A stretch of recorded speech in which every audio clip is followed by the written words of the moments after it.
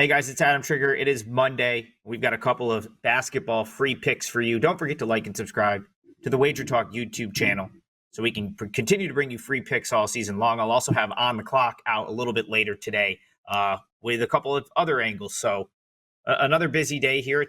Start to a new week. Decent week last week. Not a great weekend, but still finished ahead last week. We're going to try to do it again this week, and we're going to start by talking about an ACC matchup here between Pitt and Virginia. I will complain for 1 second.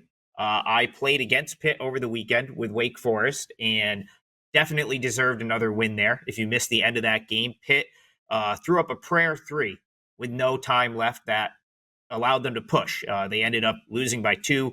They should have lost by 5, but they lost by 2 and pushed against Wake Forest. I think that overall, though, the takeaway I had from the Wake Forest game was pretty impressive from Pitt. Now, if you go back to the beginning of the season, WagerTalk TV, Pitt was one of the ACC teams I was highest on relative to where I thought they would finish coming into the year. Mostly the roster construction, the emergence, or what I expected to be the emergence of Jalen Blow, who's been fantastic. And just other guys, Dunn, Leggett, the Graham brothers. Like I really like this roster coming into the season. And I actually think they're maybe even a little bit underrated, like where they are in the league right now. I expected them to be better than 5-5 at this point, but they've ended up, they lost a couple games that maybe you would say they shouldn't have lost. They did have a really tough stretch in their schedule, which was the reason for a lot of those losses. So I look at this team 5-5 in conference play, but I see a stretch where they had to go to Duke, play Louisville, play Clemson. The one loss that really sticks out as the bad loss is on the road at Florida State. But you sandwich that game in between those other games, and it kind of makes sense. And then over the weekend, a road game against Wake Forest in a spot that Wake Forest just desperately needed a win. And also Wake Forest, I think, is a little bit better than maybe their record would indicate at this point. Against the lesser teams, and Virginia, make no question about it, they are a lesser team. Pitt's been pretty good.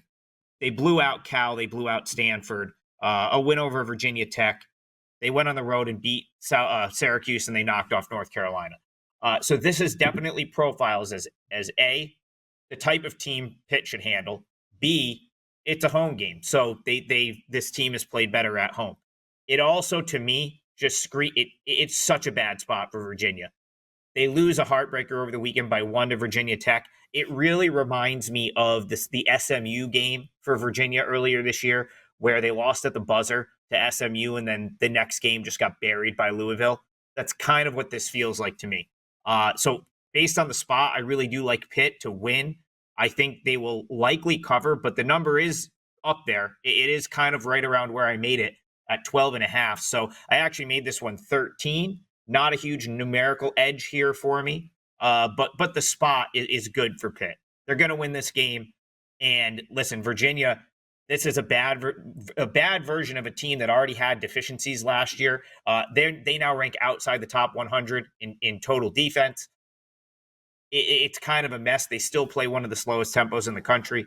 This has the makings of a game that could get out of hand quickly, and I think it probably does. So for that reason, I lean toward Pitt. If you want the play I made so far, might be my only play tonight. I'm not entirely sure, but right now I've got one locked in. For Monday night, it's a 4% top-rated play, which we're on fire until the weekend. But we're going to bounce right back with a win tonight. That is up on my page at WagerTalk, wt.buzz/at. So head on over to the site and check that out. And we're going to talk about one more free pick here. For what it's worth, I like this one a little bit better than the Pitt play. If I were to rate out these leans, I'd have this next one just a little bit stronger. I don't think it's going to make my card based on sort of where the number is, but we're going to go to the American and talk UAB, North Texas. And, this is the thing that makes this tougher is the fact that North Texas just had an awful result over the weekend. So this was a kind of a spot I had circled for UAB for a couple of weeks. If you remember the first meeting, UAB was up 17 on the road at halftime and managed to melt down in the second half and lose kind of what UAB's been this year. Like they have a lot of skill, but in the sort of mental toughness department. They're just not there.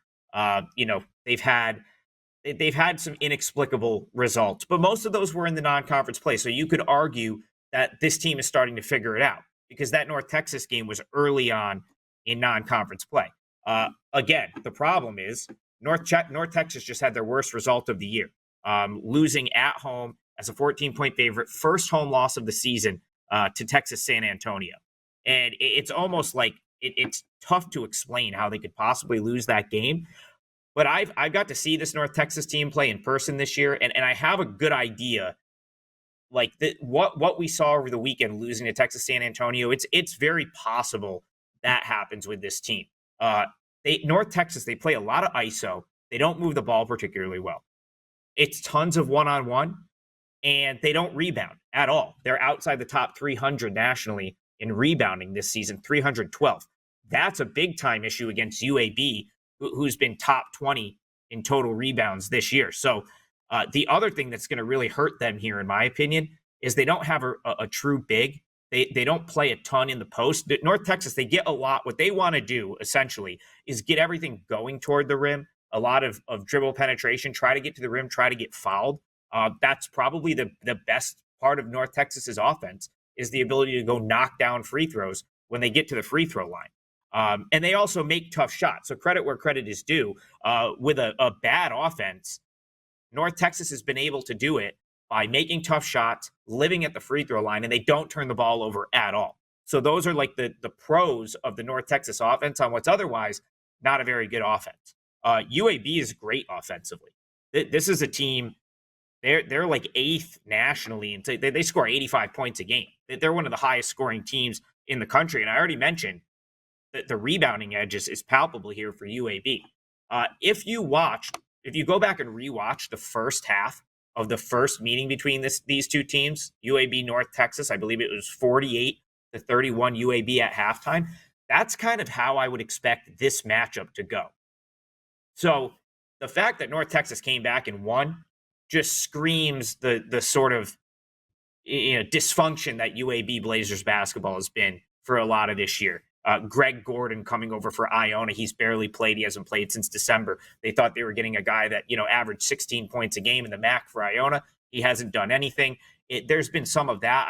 I know UAB kind of has tinkered with the starting lineup a little bit. So, but all of those moves that they've made have worked because UAB's played far better of late. My gut tells me that this UAB team that we're seeing now is the one that everyone thought they were going to see all year when they picked UAB, that this was a trendy pick. UAB was the trendy counter to thinking Memphis was just going to roll through the AAC. You had, Memphis being the odds-on favorite in this league. A lot of sharp people out there said, no, UAB is going to win the league this year. We didn't see it the first 3 months of the season, but it's now February.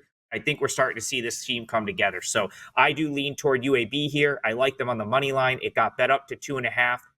I think I'd still prefer the money line, but I think the Blazers get revenge from that first meeting where they blew the big lead. So UAB is a lean for me. Like I said, head on over to WagerTalk, grab my 4%, top-rated college basketball play for Monday night. Please like and subscribe. We'll see you guys tomorrow.